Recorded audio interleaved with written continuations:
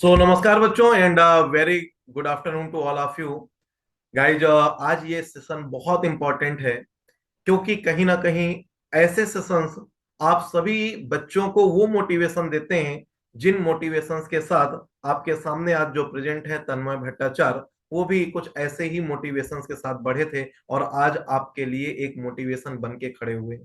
जी हाँ, मैं बात कर रहा हूँ एनआरएल सिलेक्शंस की, जो कि अभी कुछ दिन पहले ही एनआरएल का रिजल्ट आया।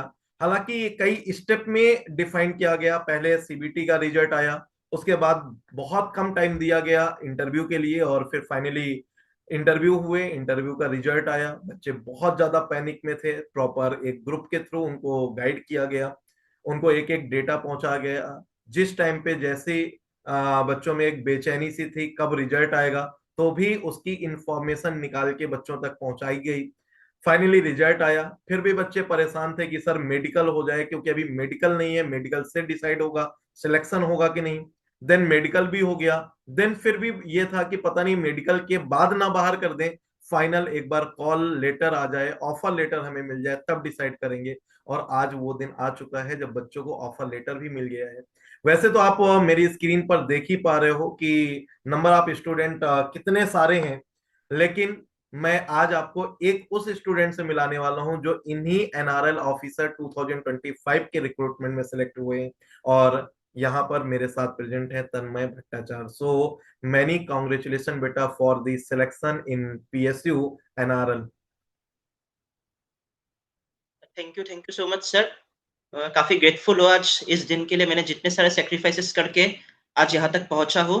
सो मतलब यहाँ पर मैं सिंपल शब्दों में यही कहूंगा कि शब्दों से बयान नहीं कर सकता कि मैं कितना खुश हुआ इस मुहिम पर पहुंचकर। तो वही सर, मैं काफी ग्रेटफुल, और एक मेरा हमेशा से सपना भी था कि आप लोग के साथ ऐसे प्लेटफॉर्म पे आकर मुझे इंटरव्यू देना है। तो आज वो सपना साकार होता हुआ है, तो उससे बड़ी खुशी और मेरे दिल के लिए और कुछ नहीं हो सकती सर। यस डेफिनेटली बेटा। और गाइज, मैंने आपको स्टार्टिंग में ही बोला कि कभी किसी से मोटिवेशन लेने वाले स्टूडेंट कभी किसी स्टूडेंट्स के लिए मोटिवेशन बनते हैं। इसीलिए मैं आपको भी एक ही एडवाइस दूंगा कि आज आप इस सेशन से, आप अपने सीनियर से, है ना, एक सक्सेसफुल कैंडिडेट से, एक एनआरएल ऑफिसर से आज आप सीख लीजिए। देखिए, स्ट्रगल सबकी लाइफ में होता है और सबकी लाइफ में अलग अलग स्ट्रगल होते हैं, और उस स्ट्रगल के टाइम पे कौन कितना सपोर्ट करता है तभी असलियत पता चलती है कि कौन आपके साथ है, कौन आपके सपोर्ट में है और कौन नहीं।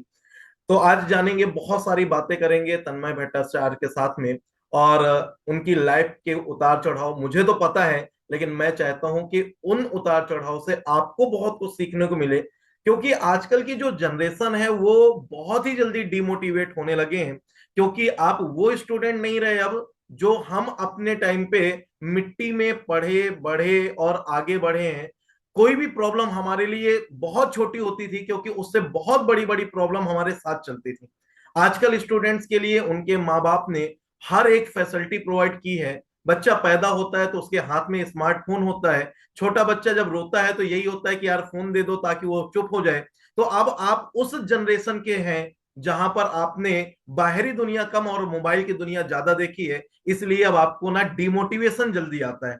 तो आज ये सेशन उन सारे स्टूडेंट्स को बहुत सारा मोटिवेशन देकर जाएगा कि हार नहीं माननी है। क्योंकि आज मेरे सामने जो बंदा बैठा है, बहुत बार कुछ ऐसी अपॉर्चुनिटी मिलने के बाद भी उसने हार नहीं मानी, और इसके बाद जो डिसाइड किया था उसको अचीव करने के बाद मेरे साथ आज इस सेशन में इंटरव्यू में बैठा हुआ है। सो हम वन वन करके सारी बातें करेंगे। तो चलिए, मैं तन्मय से ही जानता हूं। सो तन्मय, मुझे तो सारी चीजें पता है आपकी, क्योंकि आज हम ये पहली दूसरी बार नहीं मिल रहे। शायद कितने ही ऐसे चांस हुए होंगे जब हम लोगों ने रात में, चाहे 2 बजे हो, 3 बजे हो, या शाम की बात हो, या कभी भी, बस अगर आप परेशान हुए हो या आपको नीड हुई है तो हम लोग ऑन कॉल कनेक्ट हुए हैं। हो सकता है कि गूगल मीट के थ्रू या जूम मीट के थ्रू नहीं कनेक्ट हुए, लेकिन हर टाइम पे वो सपोर्ट आपको हमने देने का ट्राई किया, क्योंकि कहीं ना कहीं स्टूडेंट्स को उस सपोर्ट की नीड होती है जहां पर केमिकल इंजीनियरिंग का ही बैकग्राउंड का कोई बंदा उसके साथ खड़ा हो और बोले कि भाई परेशान मत हो, आगे बढ़। सो तन्मय, मैं आपकी जर्नी वहां से जानना चाहूंगा कि आप कहाँ से बिलोंग करते हो और कैसे आप यहाँ तक पहुंचे। तो वन बाय वन करके मैं जानना चाहूंगा, आप बिल्कुल स्टार्टिंग से अपने बारे में थोड़ा सा अपने जूनियर्स को, मेरे स्टूडेंट्स को थोड़ा सा गाइड करो।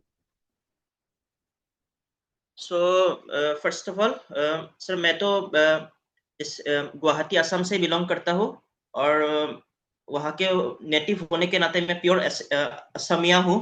तो सर मैंने 2020 में अपना क्लास 12 पास आउट किया। उसके बाद मैंने हमारे जो स्टेट गवर्नमेंट का कॉलेज है, असम इंजीनियरिंग कॉलेज, उसी पे मैंने एडमिशन लिया 2020 में ही। और 2024 में एज यूजुअल हमारा वो 4 साल का वो बीटेक खत्म हो गया। तो सर मेरा, अगर मैं अपनी जर्नी की बात करूँ, तो वो ये था कि जब मैं अपने कॉलेज के 5th सेम में था, तब क्योंकि उस वक़्त फर्स्ट ईयर तो हमारा ऐसे ही चला गया था, मतलब सबके लिए कॉमन होता है। और फिर सेकंड ईयर पे हमें केमिकल इंजीनियरिंग के कुछ सब्जेक्ट्स की, मतलब जैसे पीसी हो गया, एमओ हो गया, या फिर एफएफओ फ्लूइड मैकेनिक्स हो गया, उनकी भनक लग गई थी। और सर तब से तो कुछ मैं कॉलेज में काफ़ी रेगुलर बच्चा था, तो वहाँ के क्लास नोट्स पढ़ता रहता था। और फिर यूट्यूब पे आप लोगों के जो भी सेशंस होते हैं, सुमित सर के हो या आपके हो, वो सेशंस भी मैं बीच-बीच में फ़ॉलो करता था यूट्यूब पर, ताकि एक डिटेल्ड अंडरस्टैंडिंग रहे चीज़ों की। लेकिन उस वक़्त मुझे अपने कॉलेज के प्लेसमेंट्स के रिगार्डिंग कुछ भी, मतलब एज़ सच इतना डेफ़िनिट आइडिया नहीं था। तो तब मैंने सोचा कि प्लेसमेंट्स का तो क्योंकि भरोसा नहीं है, और बहुत लोग कहते हैं कि उस वक़्त, मतलब उस वक़्त तो अभी भी चल रहा है कि एक बार बीटेक कर लो, बीटेक के बाद अगर तुम चाहो तो तब कॉम्पिटिटिव एग्ज़ाम्स की तैयारी कर लेना। लेकिन सर मैंने एक एक चीज़ नोटिस किया कि अगर मैं उस कॉम्पिटिटिव एग्ज़ाम की प्रिपरेशन थोड़ी पहले से स्टार्ट कर दूँ, तो मुझे वो एक एज मिलता रहेगा, और शायद मैं अपने लाइफ़ में सक्सेसफुल होने में मतलब थोड़ा-सा मेरे कुछ साल बच जाएँगे। क्योंकि हम सभी को पता है कि बीटेक में हमको कितना सारा फ्री टाइम मिलता है। अब बच्चों के ऊपर डिपेंड करता है कि उस फ्री टाइम को वो कैसे यूटिलाइज़ करना चाहे। तो मेरे केस में ये था, क्योंकि मेरा कॉलेज, मैं खुद भी गुवाहाटी का हूँ और हमारा कॉलेज भी गुवाहाटी में है। तो सोचा कि क्योंकि अभी एज़ सच कोई, मतलब अम, टाइम की भी थोड़ी अवेलेबिलिटी है, तो एक काम करते हैं, गेट की तैयारी शुरू कर देते हैं, ताकि मेरे ओवरऑल केमिकल इंजीनियरिंग का एक फाउंडेशन बिल्ड हो सके। तो वहाँ से सर मैंने तैयारी शुरू कर दी, और सबसे पहला जो मैंने सब्जेक्ट स्टार्ट किया था, वो सुमित सर का केमिकल टेक्नोलॉजी, और आपसे सर सीआरई स्टार्ट किया था। उससे कोर्स लेने से पहले मैं आपके यूट्यूब के वीडियोज़ देखता था, और तभी से सर मुझे मोटिवेशन आ गया था कि एक्चुअल में सर यहाँ पर एक बात मुझे कहना था कि हमारे एक सीआरई का इंटर्नशिप हमें करना था, एकेडमिक इंटर्नशिप के नाम से। तो उसके लिए मैंने सीआरई चूज़ किया था। और सीआरई में ये था कि पहले मैंने एनपीटीईएल के लेक्चर्स देखना शुरू किए। सर मैं किसी को, मतलब बुरा तो नहीं कहना चाहता, लेकिन वो लेक्चर्स मुझे इस टाइप के लगे, सर मुझे लगा कि ये मतलब हिस्ट्री पढ़ रहे या ज्योग्राफी पढ़ रहे, ऐसा लगा था सीआरई पढ़ के। तो सर मैंने सोचा कि यहाँ से तो मेरी कुछ बनने वाली है नहीं। नो डाउट आईआईटी के प्रोफेसर्स काफ़ी, उनके मतलब इंटेलेक्चुअल की मैं बात नहीं कर रहा, वो उनकी पोटेंशियल है, लेकिन पढ़ा जिस अंदाज में रहे थे, तो वो मेरे तो हज़म नहीं हो रही थी।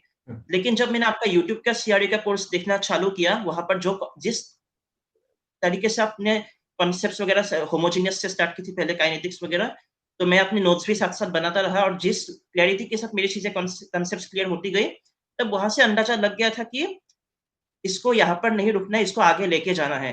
तो मैंने जब गेट के लिए तैयारी करने का फैसला ले लिया, तभी मुझे लगा कि यूट्यूब में तो चलो थोड़ा-सा लिमिटेड कंटेंट रहता है, पेड कोर्स की तरफ मूव करते हैं। और तो सर मैंने वहाँ से आपका सीआरई और सीटी वगैरह स्टार्ट कर दिया।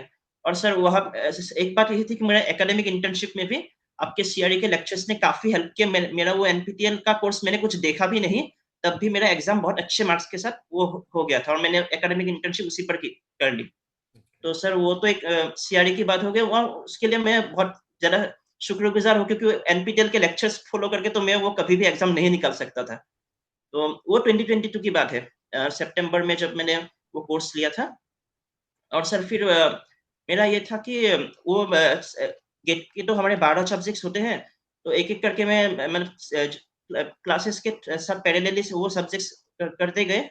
फिर मेरा एम था एमटेक करना, क्योंकि एमटेक में मुझे अपने सब्जेक्ट्स की केमिकल इंजीनियरिंग कोर्स जो सब्जेक्ट्स है, उनके एक डिटेल नॉलेज भी मिल जाता और साथ में आईआईटी का टैग भी, एक अच्छे आईआईटी का टैग भी मुझे चाहिए था। तो मैंने 2024 गेट के लिए उसी के लिए एमटेक ओरिएंटेड ही तैयारी की थी। लेकिन सर जब 2024 में मैंने गेट दिया और मेरी 543 रैंक आई थी उस वक्त, तो सब लोग काफी खुश थे, तो वो भी एक सेलिब्रेशन का माहौल था। आप लोग सबको मैं तब भी मतलब वो थोड़ा सा सेलिब्रेट तो किया था। लेकिन सर फिर मैंने जो उस वक्त मुझे उस रैंक पर आईआईटी कानपुर मिल रहा था, लेकिन और दूसरे तो उसके जितने भी लोअर आईआईटी से, लेकिन फिर सर मैंने अपना डिसीजन चेंज किया कि मुझे एमटेक नहीं करना, मुझे पीएसयू के लिए जाना है।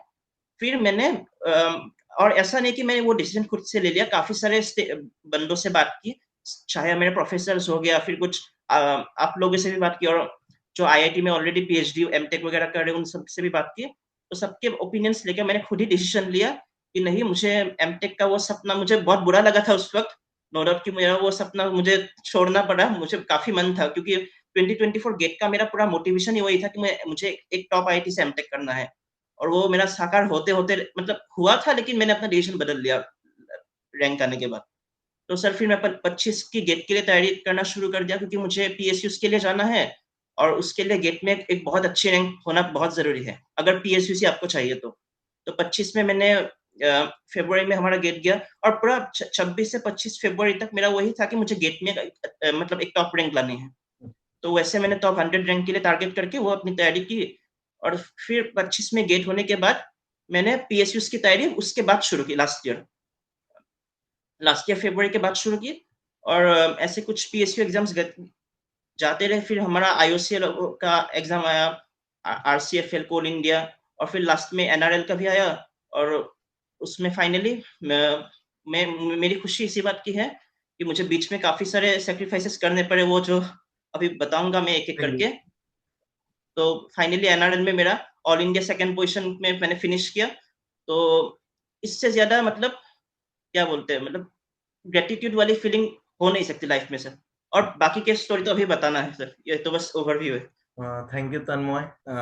मतलब बहुत सारे बच्चे होते हैं जो फॉलो भी करते हैं, कंटिन्यू करते हैं, लेकिन बहुत बार उस ग्रेटिट्यूड के टाइम पे अपना माइंडसेट चेंज कर लेते हैं, और वो कई बार ऐसा होता है कि शायद चांस नहीं मिलता उसके लिए। खैर, ये जर्नी आसान तो नहीं थी गाइज। मैं आपको बता दूं, तन्मय 2022 से हम लोगों को फॉलो करना स्टार्ट किया, और 28 जनवरी 2023 को उसने पेड कोर्स लिया, देन वहां से मूव किया। पहला व्हाट्सएप का मैसेज यही था कि सर ये मेरा पेमेंट का स्लिप है, और अब बताइए कैसे मूव करना है। वो दिन से लेकर आज तक तन्मय हमारे साथ कंटिन्यू कांटेक्ट में रहा। कहीं पर भी कोई भी प्रॉब्लम्स है तो उसे मिलकर ही शेयर किया गया कि चलो ऐसे नहीं ऐसे करते हैं हम लोग। और बहुत सारी जर्नी के बारे में बात करेंगे। सो एक सबसे बड़ी जर्नी, जैसे अभी तन्मय ने बताया कि उसका पहले प्लान था एमटेक का, और वो जब अपने फाइनल ईयर में प्रिपरेशन कर रहा था गेट की, तो एम यही था कि एमटेक जाना है। लेकिन जब रैंक आ गई, काउंसलिंग भी हुई, ये था कि एमटेक में आईआईटी कानपुर मिल जाएगा, और शायद अगर रिस्क लेते तो उससे ऊपर के बेटर कॉलेज भी मिल सकते थे।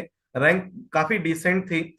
बट उसके बाद भी सडन प्लान चेंज हुआ, नहीं सर अब एमटेक नहीं, अब तो मैं पीएसयू ही ज्वाइन करूंगा। तो तन्मय, उस टाइम पे ऐसा क्या मूड बन गया, या फिर ऐसा क्या डिसीजन था, या क्या कोई ऐसा पॉइंट था जिसकी वजह से आपको अपना डिसीजन चेंज करना पड़ा? सर फर्स्ट ऑफ ऑल तो मैं जो रीजंस बता रहा हूँ वो हर ब्रांच के लिए तो एप्लीकेबल नहीं है। राइट। हमारे केमिकल हो या सिविल हो, मैं मेनली उन्हीं ब्रांचेस को टारगेट कर रहा हूँ। अगर कोई इसी का बंदा है, सीएस का बंदा ये देख रहा होगा, तो उनके लिए ये बात एप्लीकेबल नहीं होगी कि सबसे पहला जो मेरा एक सीन था कि अगर मुझे जॉब ही करनी है, क्योंकि मेरा तो ये तय था कि मुझे टीचिंग या रिसर्च लाइन में जाना नहीं है एमटेक करके।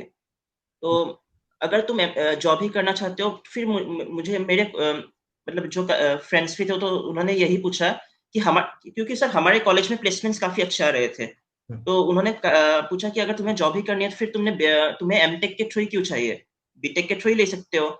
और अगर देखा जाए तो एमटेक में प्लेसमेंट्स की जिन जो सिनेरियोस होते हैं वो हमारे बीटेक से तो बहुत ही कम है, बीटेक से कम ही है, एटलीस्ट हमारे कॉलेज के पॉइंट ऑफ व्यू से मैं कह रहा हूँ। तो काफी कम प्लेसमेंट्स होंगे, और लेट्स से मेरा एकेडमिक परफॉर्मेंस अच्छी रही एमटेक में, और मेरा सिलेक्शन हो भी जाता, तब भी एमटेक में सर मोस्टली प्राइवेट सेक्टर के जॉब्स ही आते हैं, मोस्टली। और कुछ आईटीज़ में पीएसयूज़ भी आते हैं, लेकिन जैसे आते भी है, लेकिन 2-3 साल में कभी एक बार आ गए, वो लक की बात है, कुछ आईटीज़ में आते हैं, लेकिन इन मोस्ट केसेस अगर देखा जाए तो प्राइवेट सेक्टर ही चाहिए, मतलब प्राइवेट कंपनीज़ ही आते हैं।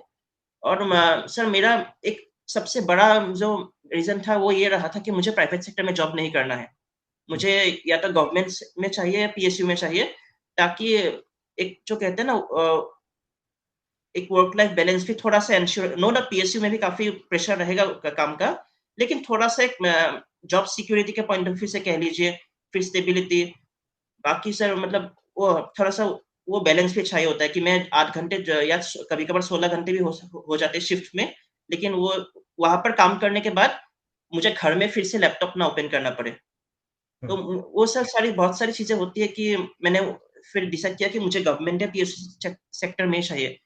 तो फिर मैंने वो प्लान ड्रॉप कर दिया, लेकिन जैसे दूसरे ब्रांचेस की बात आती है, इलेक्ट्रॉनिक्स या कंप्यूटर साइंस, उनमें जो जॉब्स होती भी है, तो उनको वहाँ पर मेरे से बोले थे इलेक्ट्रॉनिक्स का बंदा ही, तो वहाँ पर क्राइटेरिया मेंशन होता है कि आपको या तो एक्सपीरियंस है, फिर एमटेक वाले ही चाहिए, मतलब इन मोस्ट केसेस वहाँ पर जो प्लेसमेंट्स आती है, तो वहाँ पर वो करना काफ़ी फ़ायदेमंद होता है, लेकिन हमारे केस में भी कर सकते हैं और कर भी रहे बहुत लोग।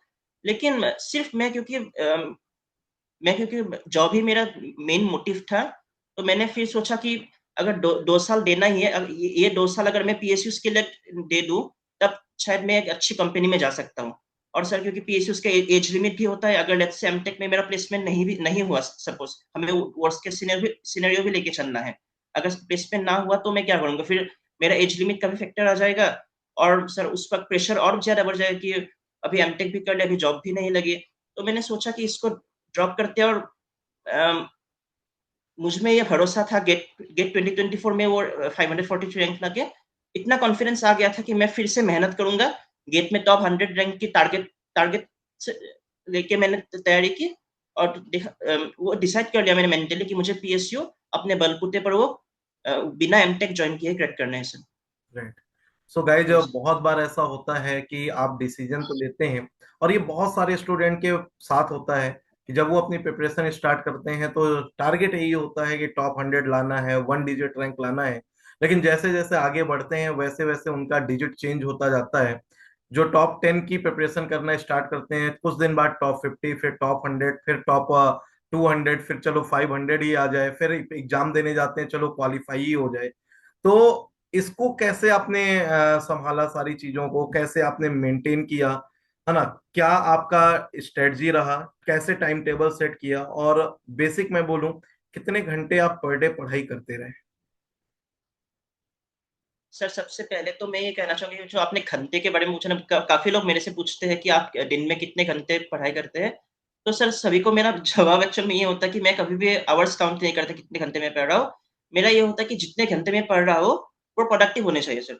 राइट। मतलब वो सिंपल सी बात है, क्योंकि मैं जब पढ़ाई भी करता हूँ तब पेरेंट्स कभी-कभार पूछते हैं कि तुम फ़ोन पे इतनी देर क्यों बात करते हो, और फिर ऐसे क्यों थोड़ा-सा मतलब टाइम, पेरेंट्स तो ज़्यादा नहीं कहते, लेकिन कभी-कभार कहते हैं। वो थोड़ा-सा फ्रीडम दे देते हैं, क्योंकि वो लोग भी समझते हैं कि सर अगर मैं अपना सारा टाइम अगर पढ़ाई पे भी देता रहूँ, तब भी मैं बर्नआउट हो जाऊँगा, और वो मेरी एफिशिएंसी इतनी नहीं रहेगी। हम्म। तो एक एक अच्छी बैलेंस पढ़ाई के लिए ज़रूरी ये है कि आप जितने घंटे भी पढ़ रहे हैं, वो उसका उसका आउटपुट मैक्सिमम होना चाहिए, और जितना एफिशिएंटली पढ़ सके पढ़िए, और साथ में अगर आपकी कोई हॉबीज़ है, या फिर आपकी कोई इंटरेस्ट मान लीजिए वो है, म्यूज़िक सुनना भी हो सकता है, या फिर क्रिकेट या फुटबॉल देखना, जो भी हो, फ्रेंड्स से भी कुछ बात कर लिए, तो उससे क्या होता है कि एक बैलेंस बना रहता है, और पढ़ाई का मन हमेशा वो जो टारगेट सेट किए होते हैं, वो लगा रहता है।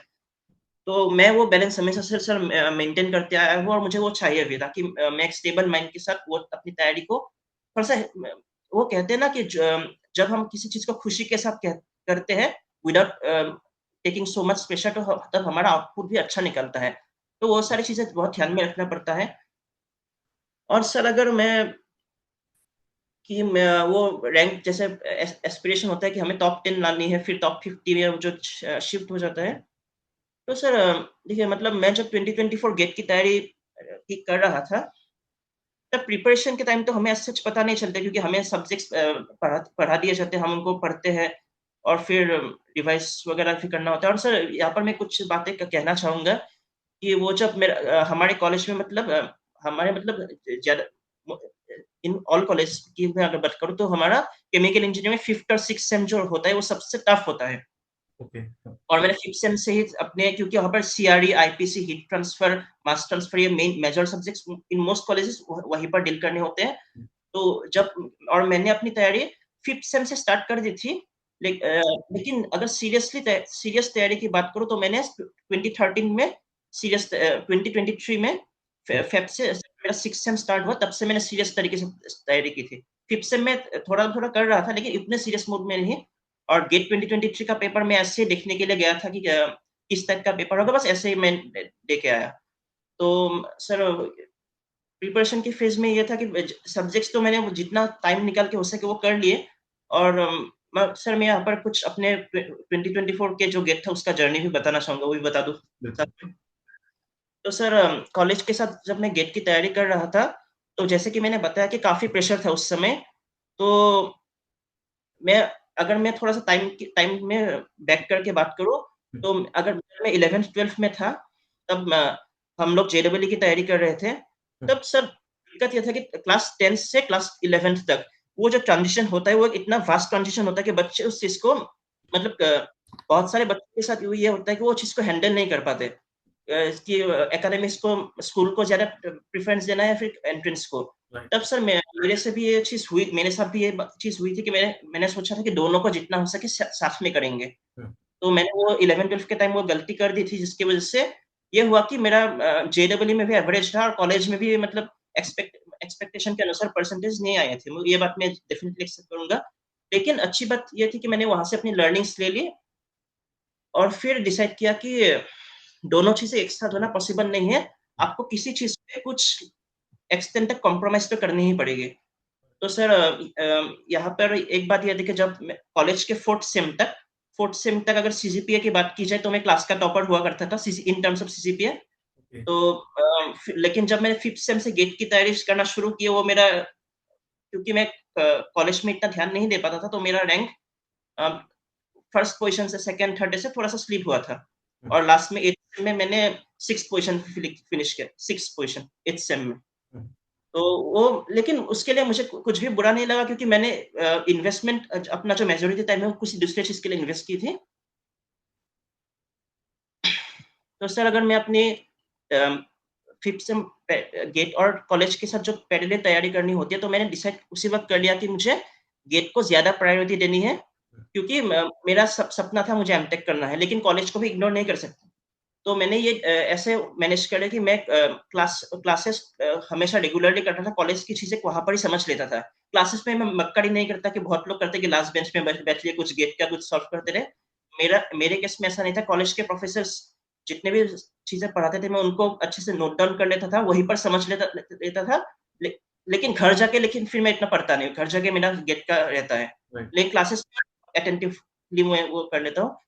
और सर ये 2024 की वो जर्नी मेरे को ये सिखा दिया कि आपकी टाइम कैसे-कैसे आप एक-एक मिनट की प्रोडक्टिविटी निकाल सकते हो।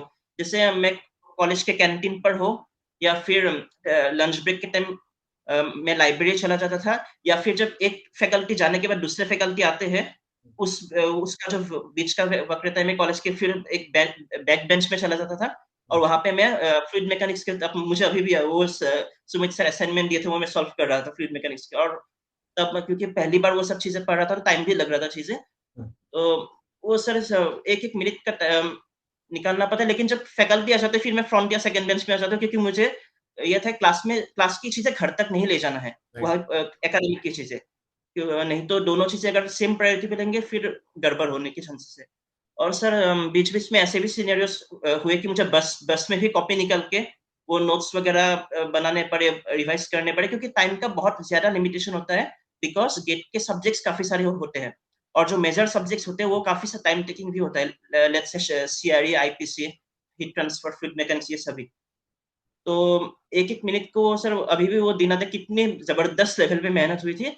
लेकिन सर मेरा ये था कि वो मेहनत मैं ऑल्दो कर रहा था, लेकिन जैसे मैं कॉलेज से घर आता था, प्रैक्टिकल्स वगैरह भी हमारे चल रहे थे। घर आकर मुझे यह था कि सुमित सर का एफएम का क्लास होने वाला है, शाम को 7 या 7:30 बजे वहां पर ज्वाइन करना है।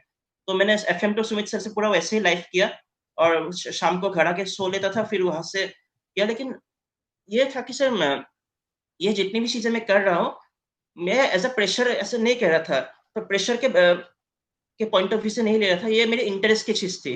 और सर जब मैं वो कोचिंग लेने भी वाला था, तब भी मेरे माइंड में ये चीज आई थी, क्योंकि मैंने जेडब्ल्यू का मेरा मेमोरी की बात करो तो इतना अच्छा एक्सपीरियंस तो है नहीं, लेकिन उससे मिली लर्निंग्स को मैंने अपने दिमाग में वो सेट था। तो जब मैंने कोचिंग किया, तब मेरे माइंड में यही चीज थी कि तन्मय, तुम इस जर्नी को लास्ट तक दौड़ तो पाओगे ना।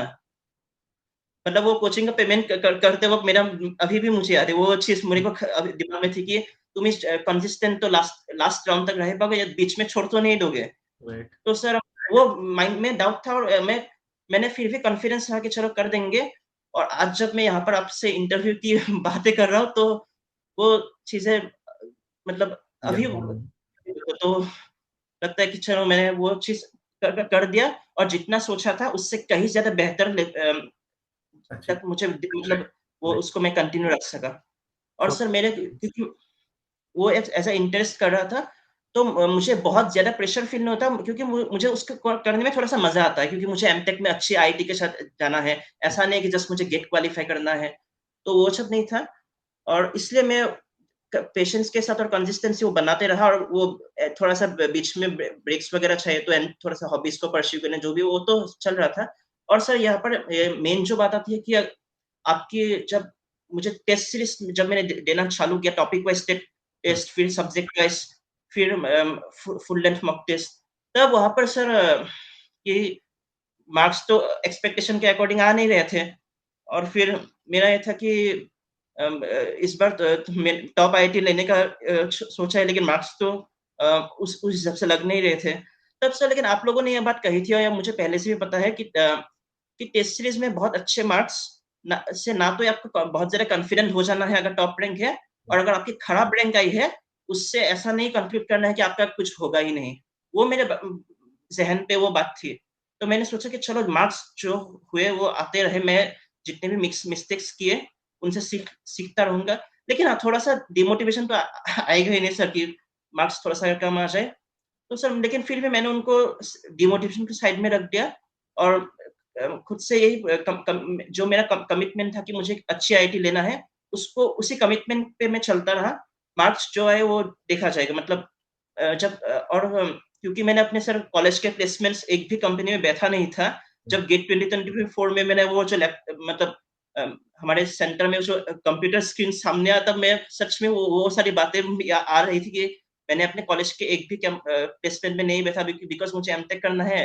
अभी इस 3 घंटे में तुम्हें वो प्रूफ करके दिखाना है। तो प्रेशर स्टार्टिंग के फेज में मुझे थोड़ा, और आईआईएससी बेंगलोर ने उस वक्त पेपर सेट किया था, तो पेपर टफ भी था। तो पेपर के एफटी से मैंने स्टार्ट किया, तो वहां पर थोड़ा सा वो था कि नर्वसनेस वगैरह थोड़ा सा आई। लेकिन फिर सर मैंने पेपर के बीच अपना माइंडसेट शिफ्ट किया कि ये नर्वसनेस छोड़ो, आज इस पेपर का मतलब क्या कहते हैं, इस पेपर को मुझे अपना बेस्ट देना है, मुझे 100% देना है, फिर जो होगा देखा जाएगा। लेकिन मैंने पेपर के बीच ही वो माइंड शिफ्ट किया, और मुझे कहा आज लड़ना है। जान भले ही मेरा जान क्यों ना चले जाए, लेकिन आखिरी सांस तक लड़ेंगे। और फिर मैंने वो जब से वो एटीट्यूड चेंज किया, तब मैंने पेपर का मेरा वो जो स्पीड होता है अटेम्प्ट करने के क्वेश्चंस को, वो भी बढ़ता गया, और मैं अच्छे से वो पूरा पेपर को कंप्लीट कर सका। हालांकि इनिशियल फेजेस में थोड़ा स्लो डाउन हो गया था मैं, और नहीं तो सर वो रैंक तो कभी भी नहीं आ पाती अगर मैं उस इनिशियल थोड़ा सा वो नर्वसनेस में पेपर को मतलब प्रोसीड करता।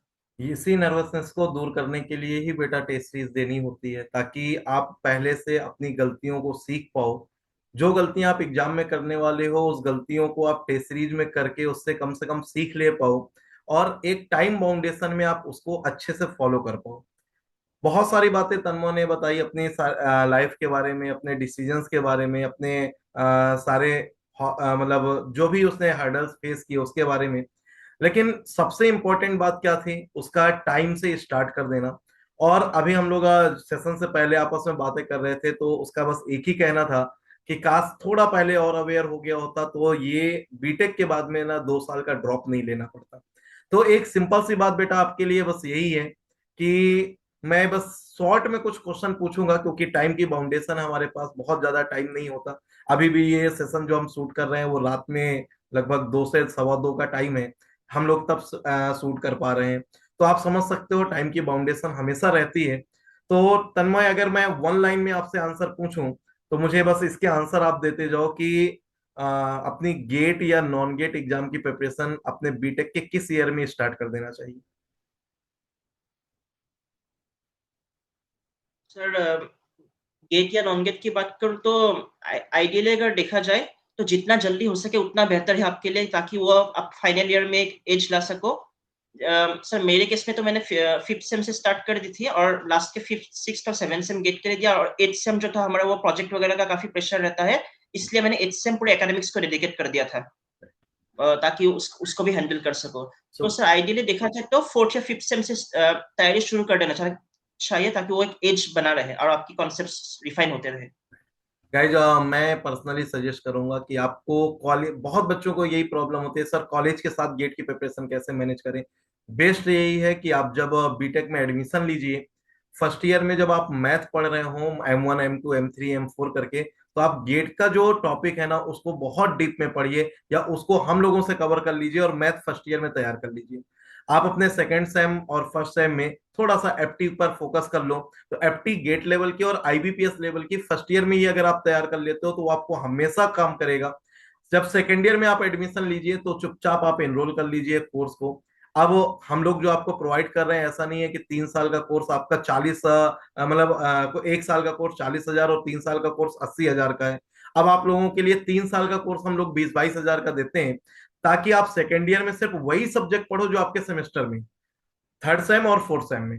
फिफ्थ और सिक्स सेम के टाइम पे आप थोड़ा सा सीरियस हो जाओ, क्योंकि सबसे ज्यादा गेट के या नॉन गेट एग्जाम के जो कोर सब्जेक्ट होते हैं वो आपके फिफ्थ और सिक्स सेम में होते हैं। उस टाइम पे थोड़ा सीरियस हो जाओ और आप वो सब्जेक्ट कंप्लीट कर लो, और फाइनल ईयर में जितने भी एग्जाम हो, थर्ड ईयर में एक बार गेट देने को मिल जाएगा, उससे आपको एक्सपीरियंस हो जाएगा, देन उसके साथ जितने एग्जाम होते जाए आप उसको अटेम्प्ट करते जाओ।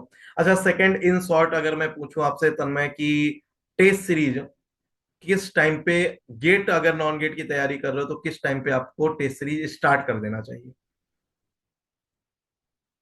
सर टेस्ट सीरीज के लिए तो कुछ लोग मतलब मैं जब जेई की तैयारी कर रहा था तब सर भी हमें कह रहे थे, और पहले मैंने गेट के दौरान भी रियलाइज किया कि ऐसा नहीं कि पूरा सिलेबस कंप्लीट करो फिर टेस्ट देना स्टार्ट करेंगे, इससे काम नहीं चलता, क्योंकि उस वक्त काफी लेट चला जब आपका एग्जाम होने को है 1 महीने बाद, और आप अभी आप टॉपिक वाइज टेस्ट ही खत्म नहीं कर पाए हो।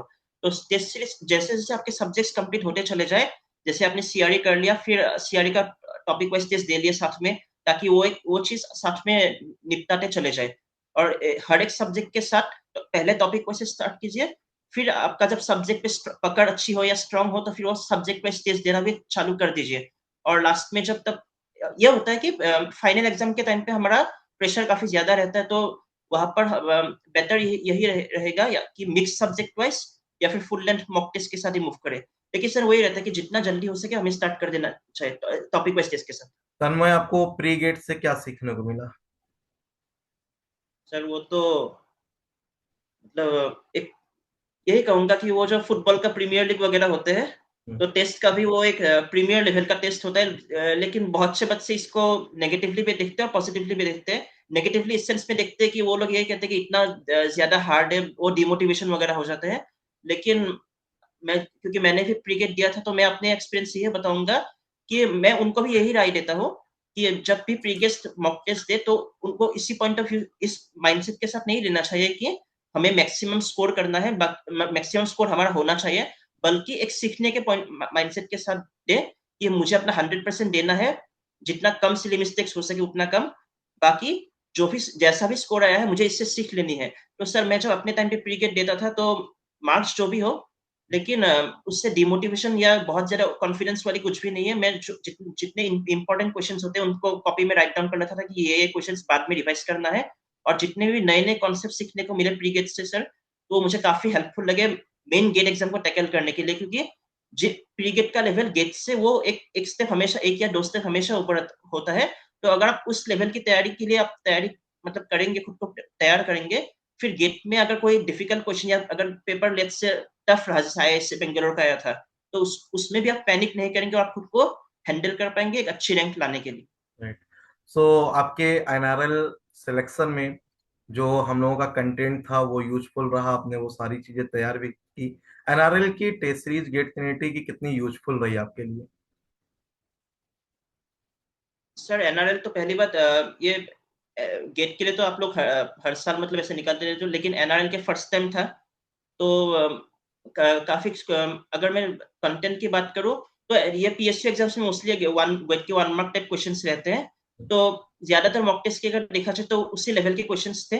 नॉन टेक भी ठीक ठाक मैं कहूंगा, और कुछ क्वेश्चंस हैं जो थोड़े से लंबे वाले थे, लेकिन उस पर ज्यादा गौर नहीं करना है, क्योंकि वो क्वेश्चंस इसलिए दिए जाते हैं ताकि वो अगर आप लेट्स से आपकी किस्मत खराब रही और अगर ऐसे डिफिकल्ट क्वेश्चंस आ भी जाए, तब भी आप एग्जाम में उस क्वेश्चन को छोड़ के ना आ जाओ। तो राइट। उस चीज को इतना ज्यादा सीरियसली नहीं लेना है, लेकिन लेकिन से कंटेंट तो मुझे वो स्पेसिफिक लगा था कि काफी सारे क्वेश्चंस मिलते जुलते आ रहे थे एनालिटिक सीरीज से, सो वो गाइस, लेवल की बात है। जो मैं आपको बता दूं, बार टेस्ट सीरीज हर साल जो हम लोग प्रोवाइड करते हैं उससे लगभग लगभग 25% क्वेश्चन गेट बार के एग्जाम में आते हैं।